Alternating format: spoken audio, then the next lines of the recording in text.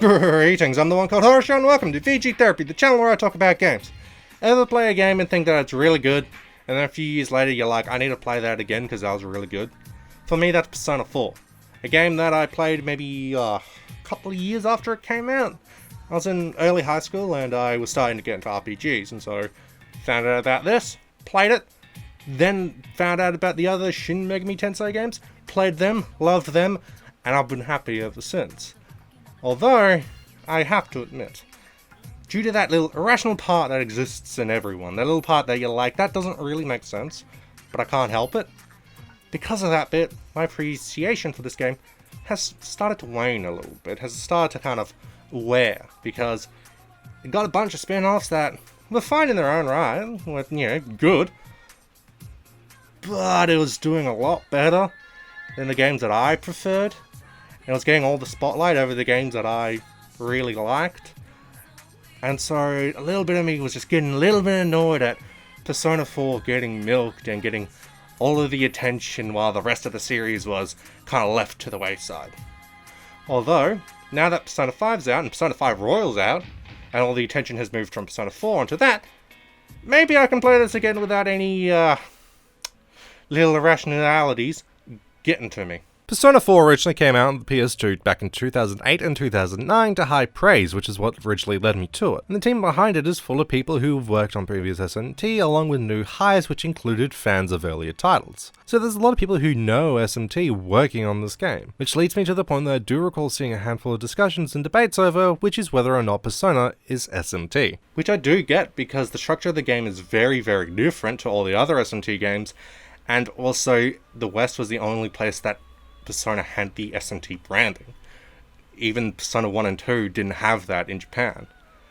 And so I can kind of see where this all comes from. Because the only things that carry over are some of the staff members and the Cathedral Shadows, which has been turned into the Velvet Room, which I will explain later. So, as a result, I can kind of see where this discussion comes from. However, you look at how SMT handles its spin-offs, and at least to me it makes it clear that Persona is a spin-off series. Because Persona 1 is called Megami Ibn Roku Persona, which translates into Strange Story of the Goddess Persona. And in English it's called Revelations Persona, like Revelations the Demon Slayer, which in Japan is called Megami Tensei Gaiden Last Bible. Gaiden meaning side story or tale. Now from Persona 2 onwards they don't have their Megami Ibn Roku title, they're just called Persona. And Last Bible lost its branding after 2 to pick it up again for the last game. Now if you thought that was weird, then look at Majin Tensei, which doesn't have much in its name to tie it to SMT, other than Megami means goddess and Majin means devil, and they both have Tensei in the name, so you can draw some connections. Then there's the third Majin Tensei game called Round. Not Majin Tensei Round, just Round. Another spin-off is Shin Megami Tensei Devil Summoner, which does have the SMT branding, but all of its later entries don't. Devil Children, however, has the branding and maintains it throughout the series, unlike Digital Devil Saga, which never had the SMT branding despite Digital Devil Saga having the protagonist from SMT3 as a secret boss. Then there's a few other spin-offs that only had one entry, none of which have consistent names. And finally we have Devil Survivor, which in Japan was called Megami Ibn Roku Devil Survivor, which brings us back to the start. So, yeah, the SMT doesn't have a consistent naming scheme for its spin-offs. And the only consistency that you can find is that if there is a prefix, they usually drop it after the first game. And so you can't really determine what is and isn't a spin-off by name alone. You have to look at the games themselves, and looking at Persona 4, I feel there's a number of things that kind of firmly place it as a spin-off to the SMT series. Because there's the surface level elements, i.e. modern setting, the exact same demons and very similar gameplay, but the main thing that I only really noticed this time around, after becoming familiar with other SMT games, is the ties to Izanami and Izanagi. A tale that is not only told to you explicitly, but also near the end of the game there's what I'm pretty sure is a reference to the tale of Izanagi trying to rescue Izanami from the underworld, but also the fact that your starting persona is Izanagi, and on top of that there's some story stuff that I don't want to spoil which ties into it. But the reason why I feel that it ties into SMT as a whole is because the Megami in Megami Tensei, the goddess in reincarnation of the goddess, is Izanami. Now if you're not too caught up on SMT history, or if you haven't watched my video about the first two games in the series, then let me inform you that the books that act as the origin point for this series, and the games based on those books which turned into this series, is about the reincarnations of Izanami and Izanagi. So both the origins of SMT and Persona 4 reference and use the story of Izanagi Miyagi trying to rescue Izanami from the underworld as part of its story. So as far as I'm concerned, Persona 4 is part of the series. A spin-off, sure, the gameplay is very different, but still a part of the series as a whole. Now, since I've mentioned the gameplay being different a few times, I should probably use it as an opportunity to transition into talking about what the hell I'm talking about and what the hell this game is about. The game is a dungeon-crawling dating sim. Now let's focus on one aspect at a time, shall we? The game keeps both parts separate enough that you can look at them separately, but they do feed back into each other, so I'll try my best to keep things straight. The structure of the game is that you have stretches of story and dating sim, which as it progresses gets to a point where the plot requires you to crawl through a dungeon that has just been found and clear it out. Now there's a number of elements here that I like and I don't like the encounters. For me, having enemies on the world map is usually a bit of hit or miss for me, because I personally like random encounters because it keeps me on my toes, and if I'm hurt I can't just run around them to get back to the heal spot, so I have to use all my resources. But that's just a personal taste thing, and also here they add in the feature from Earthbound where if you hit enemies from behind, then you get a free round on them. But if you don't hit them and they hit you, then they get a free round on you. So it adds an extra element that you can take advantage of and have to be careful to ensure enemies don't use it against you, which I found happening sometimes because I misjudged the distance between us and my recovery animation was slow enough to allow them to get in and hit me. And that sometimes could be disastrous, because the easiest comparison to draw is to Pokemon, where you and your enemies have elements that you're weak to and elements that you're strong against. And when you get hit by something you're weak against, you take extra damage plus the enemy gets a bonus turn. Also, if you're hit again, then you're dizzy and can't do anything for a couple of rounds. However, this is balanced out by not only you being able to do the same to the enemies, but if you hit every enemy with a weakness, then you get to perform what is called an all-out attack, where your party teams up and beats on the enemies doing a ton of damage, usually. Now you might be thinking, well, it seems like you have teammates, so how does that factor into the whole strengths and weaknesses thing? Do they have their own strengths and weaknesses? And I'm glad you asked that question because I had no idea how to transition otherwise. Over the course of the game, you gain more party members, each with their own persona that can learn spells and has various weaknesses and strengths. And once you choose to have one in your team, you can't swap them out unless you're outside of the dungeon. Which isn't the worst, it encourages planning and building your team to be able to cover each other, but since each member not only has elemental strengths and weaknesses, but also party member strengths and weaknesses, like for example, Yukiko is your healer and has good defensive magic but is very weak, unlike Kanji who is an absolute tank but is terrible at magic. So you need to find a good balance between characters to make up your team before you go into the dungeon. But at the same time, if I left Kanji behind, then in the middle of the dungeon it becomes apparent that he would have been the best choice. It would have been nice to not have to exit the dungeon completely, change up my team, then go back in. Which is why I never did that. I just picked the characters that I liked and brute forced my way through. And I was able to do that because you'll play a character who I named Soji Seta because that's what his name has always been, has a unique ability. You're the only one who can change what persona you have equipped. So your strengths and weaknesses and the role you play in the party is constantly changing to whatever you want and whatever it needs to be. Which has led to boss fights where I was doing good damage, then for a round I swapped out to my healing persona and healed the team back up to max before swapping back. And here is where that velvet room I mentioned before comes into play, because when you're fighting random enemies you will sometimes get a chance to earn a persona after playing a minigame, and that's how you begin your new stock of personas,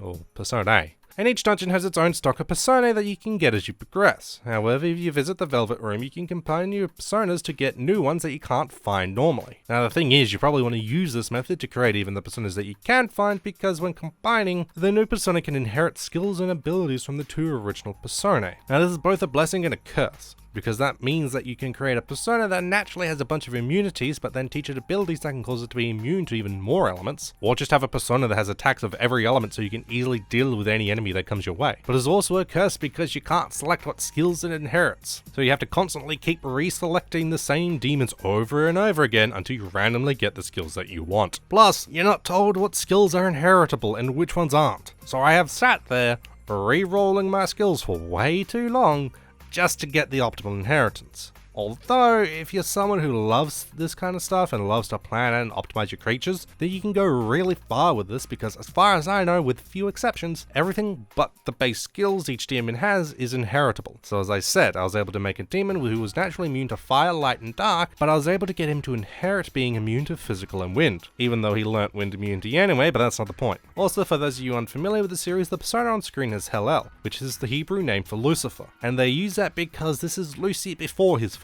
Version of him after his fall from grace is also here, but has fusion requirements that require a fair amount of grinding to meet, so I didn't bother getting him. But I did get to use a large amount of demons, deities, gods and creatures from myth and legend, and I got excited every time I got to a new dungeon because it would mean new beasties for me to learn about and play with. And that goes doubly from when I would complete an S-Link, because the personas you'd get from those were usually pretty good. Now that I've used my prompt to talk about the other half of the game, let's talk about the half of the game that I couldn't really appreciate as a dumb 14-year-old. The other half of the game is a dating sim, as I stated, where you operate on a calendar, and during the day you can either do a handful of activities which increases your stats, or you can hang out with someone. And at night you can do the same, but who you can hang out with changes. By the way, the stats you can increase aren't the stats of your persona that you use in battle, but your social stats that you need to have at certain thresholds to be able to do certain activities or say certain things. And you want those stats high so you can say those things to further increase your social links. Social links are the relationships that you have with the cast. Your party members have social links for you to complete, and it is advised that you do those, but there's also characters that have no role in the story who you can befriend and even date if you're so inclined. And the way these work is that once you've hit the right triggers, be it talking to them or doing some random dumb task, you can start on someone's S-Link, and what happens is that for every level there is a scene where you help the character with their issues, and if you make the right decisions you get bonus points, which comes in handy because to witness each scene you need to have your relationship score reach a certain threshold. Now you can get these points by, as I said, making the right choice in these events, hanging out with them, going to social events and having them present, for some doing well in your exams, but for all, if you have a persona of the same arcana as them, then you earn extra points. Which brings up two questions. One, why do these? And secondly, what's an arcana? Well, there's a couple of reasons to do them, because a number of them are great and the rest are still really good, so it's worth it just to see where these stories go. But also because when done you unlock a new persona that you can create, but also when fusing persona of the matching arcana, they get an XP boost corresponding to the social link level. Now again, arcana, what the hell is that? Well, it has to do with tarot. And as someone who's grown up with the damn things and still uses them to this day, I feel like I'm finally able to flex a muscle that I never thought I'd get to use. And I've borrowed books from my mum to help me explain all this. The arcana are the cards one would find in a tarot deck, and for those of you who aren't familiar with the tarot, to put it simply, there is a deck of cards with each card having its own meaning, and people will shuffle the deck and lay them out in a specific order to divine a message about what they need to learn or know about a situation, operating off the idea that your higher self will give you the answer that you need. And in that deck there are the major and minor arcana. The minor arcana cover your day-to-day situations and events, whereas the major arcana are about more important events or lessons that you need to know. So what Persona 4 does is have each major arcana tied to a certain character and an assortment of personas. And it would be just easy to just haphazardly give out each arcana, but no, Persona 4 actually does give these arcana to the characters that actually best represent them. The examples though used are the Sun and Strength because those are both storylines that can change based on your choices. The Sun can either be about Yumi Ozawa or Ayane Matsunaga, and Strength is either about Ko Ichijo or Daisuke Nagase, so hopefully my descriptions of them will inform you as to which storyline you want to play through, as you can't do all four at once.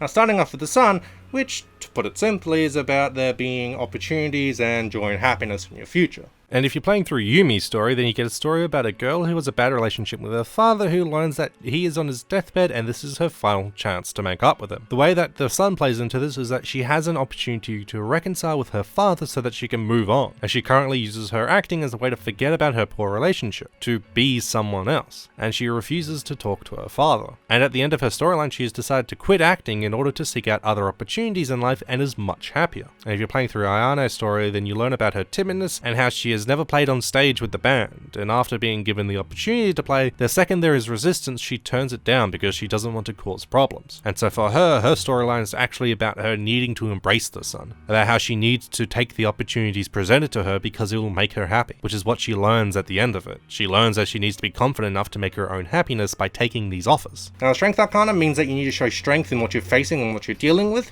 and that you need to use your inner qualities of love, patience, and gentleness as a show of strength. And the two Strength lads have the unique situation where no matter which one you side with, they both appear in the other story as one of your mates. But depending on whether or not you choose to play basketball or soccer will determine which storyline you go through. For Ko, his storyline is about him being the adopted son of a wealthy family who are having trouble having a child of their own. So they adopted Ko so they could carry on the name. However, he starts having concerns when his family do manage to conceive a child who will instead be the next head of the family. So he wonders what will happen to him and if his family will care for him now that they have a child who's related by blood. But the story ends with him asking his family who reassure him that he's still loved dearly, and that all this means is that he now has more freedom to do as he wishes. And the Strength card here would tell him that he is loved and that he needs to trust in his family's love for him, and that if he needs reassurance, he needs the courage to ask them outright. And Daisuke's story is about how, due to him getting dumped in the past for reasons he couldn't quite understand, he now fears putting himself out there and putting any effort into the things he does, out of fear of getting rejected yet again. But with the help of his friends, he gains the courage to start putting the effort in and start trying again. Now the Death card could fit in here because he was fixated on something in the past and that was stopping him from moving on,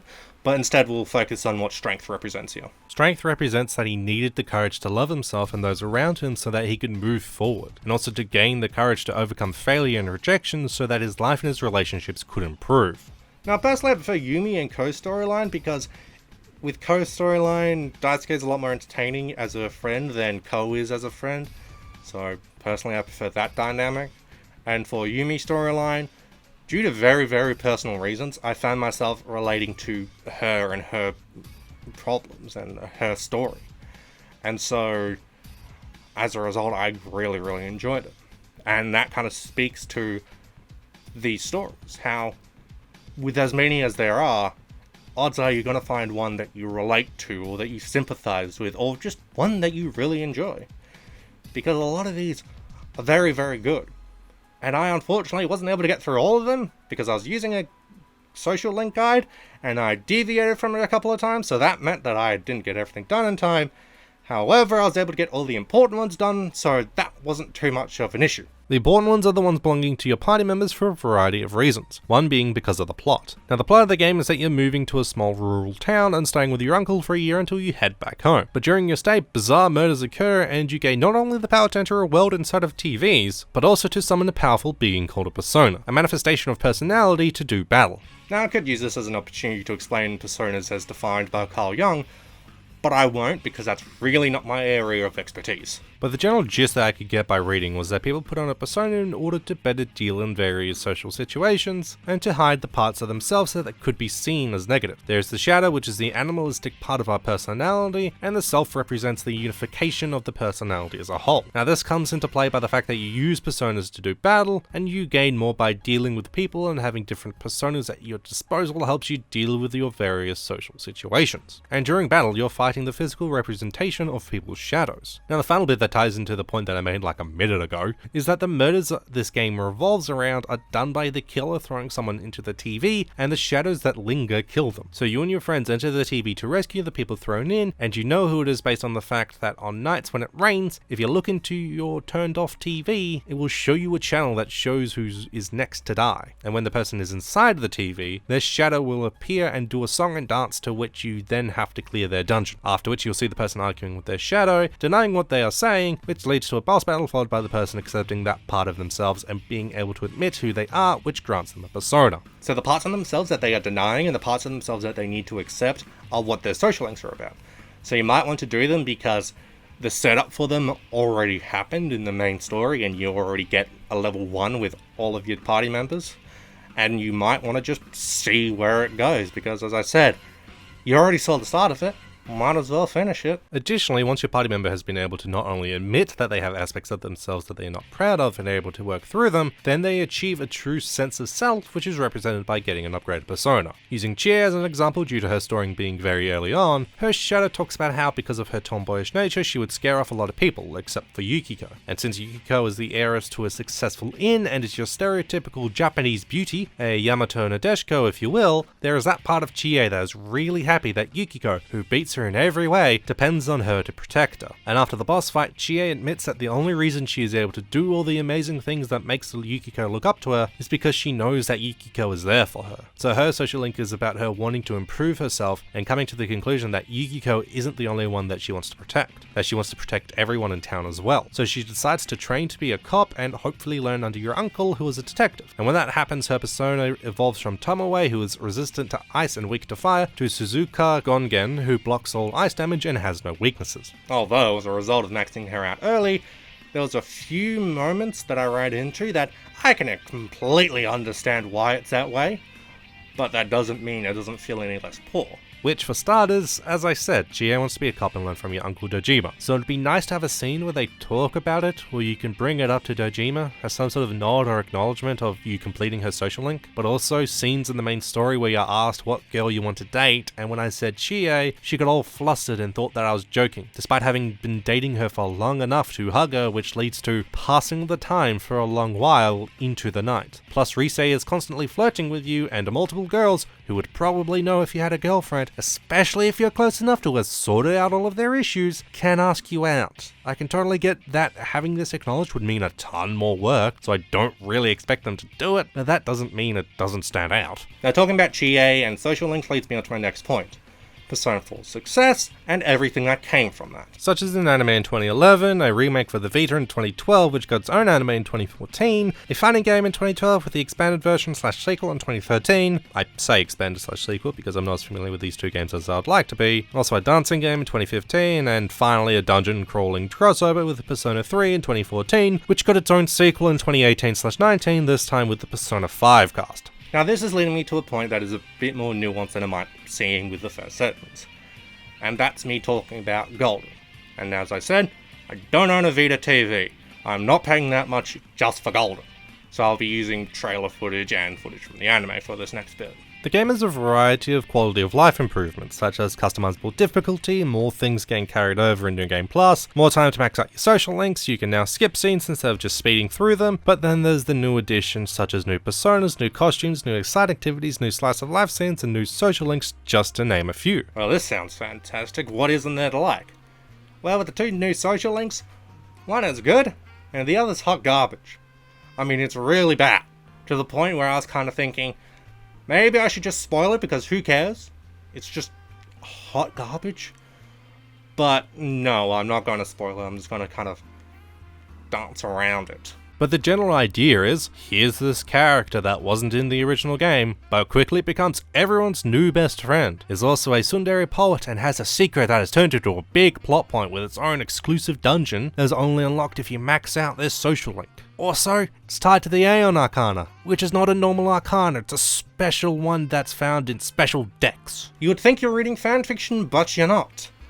You're playing a game that was bought and sold at full price with this as a selling point. And while the quality of life improvements are good and great and solve issues that I had with the main game, the added story content I found to be not very good. Because yes, Marie is bad and the Adachi social link is fine. The rest of the bonus scenes and the shenanigans I felt don't really add anything and stick out as being new additions. Playing through the vanilla version again didn't make me miss them. I mean, I wouldn't really know where they would go because I never felt that there was that much of a lull in the game's pace. And finally, this is very much a personal thing, but I feel they kind of changed the tone of the game. Because yeah, there were slice of life sequences, but to me they never stood out. Seeing Yosuke pressure Chie and Yukiko into going swimming, then having Yu and Yosuke getting pushed into the river for being crude, then Kanji getting pushed in because he got a nosebleed, wasn't what I remembered the game for. When I first played Persona 4, the things I remembered it for were the cool demons, deities, gods, and creatures from myth and legend. And because I was doing a class on ancient mythology, I actually wrote an essay about Mott because he was in my team at the time and I didn't recognize the mythology he was from. I also remember the stories about people learning to accept the negative parts of themselves and using that to grow as a person. I remembered the game for the story about a serial killer leading to people having to face the darkest versions of themselves. When thinking back on the game, I would always remember two scenes. Me fighting a boss using Thor and swapping out to Cybele so I could heal, and the scene where the party confronts the killer who then turns into this thing who talks about mankind's desires and the party fighting to confront the truth. Which is why I found it easier to dive into the other Megaten games. Because all the things I loved about Persona 4 were there in the other Megaten games. And unfortunately, going forwards, all the games that I liked, all the games that carried on the things that I liked about Persona 4 and all the other games, were relegated to the DS and 3DS. Some of which didn't come out here, so I had to import them. Or like SMT4, I had to buy digitally because they didn't sell the physical version here. But the consoles, they got all the games that carried forward the bits that I didn't really care for. I look at Persona 4 Dancing All Night and I see all of the elements that didn't stick. And yeah, that came out in the Vita, but it later got a port to the PS4, which to me says a lot. I play Persona 4 Arena and Arena Ultimax and I see a simplifications of the things that I liked with a heavy dose of, again, the things that didn't stick. And so Golden having its main selling points being more of the things that I didn't care for, makes it hard for me to care that much for Golden. Now don't get me wrong, these spin-off games are good in their own right. I haven't invested that much time into rhythm games, but I did play and beat Dancing All Night and I enjoyed it. And the two fighting games games are made by Arc System Works. Those guys make amazing fighting games. I love BlazBlue and I love Guilty Gear, but it's just the fact that again, they carry over the elements of Persona that I didn't care for. And replaying this again after having played Persona 5 kinda deflates my expectations for the series going forward. And since it's been 3 years since SMT 5 got announced and we've only gotten radio silence since then, I'm not too optimistic about the series even outside of Persona. Now don't get me wrong, I like Persona 5. I 100% completed it, and 100% completed Royal. It's just I felt that the writing didn't quite live up to the standards of the series or the franchise. Gameplay is very good, just the writing just wasn't quite there. And I could say more, but I'll leave that for another video that I might do. Because at the end of the day, this is a video about Persona 4, and I feel I don't really need to summarize my thoughts about Persona 4 because I've been doing nothing but talking about how good it is. I don't really need to tell you, oh yeah, well, at the end of it all, the writing's fantastic. I fell in love with this game all over again. The gameplay is solid. I'm only really going to tell you that I give this game a 4 out of 4, a high recommendation, because at this point in time, I do that at the end of every video. And so, all I can really say is, play Persona 4. You can play Golden if you want. You know, you might have a high tolerance for anime nonsense. I mean, I appreciate anime nonsense, just look at the stuff behind me. It's just, I felt that Golden was a little bit off balance. And off balance out of my favour. But you might not think so. And with that, I've been Horror Show, and this was VG Therapy.